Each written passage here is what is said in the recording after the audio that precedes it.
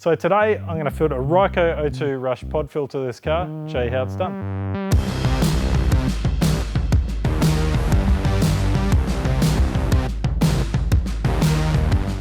So there's two things to consider when you're fitting a pod filter, the length and the intake hose diameter. Ryco O2 Rush pod filters come in various lengths, so picking the right size is important. Here's a screen grab of what's available from Ryco. Alright, so let's get measuring. You only need basic hand tools and a measuring tape, so let's take the airbox out and get started.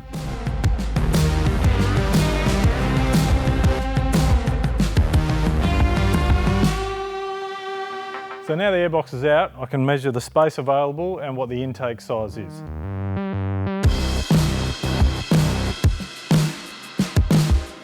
So now we've worked out the space, I'm going to use this filter here because it's 212mm tall and has a 3-inch intake.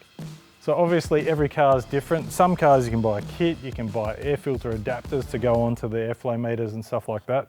But in the case of this Commodore here, Mace Engineering in Victoria make this awesome intake kit. Works perfectly with a pod filter. So we're going to put this in, put the O2 Rush in there, and it should be all good.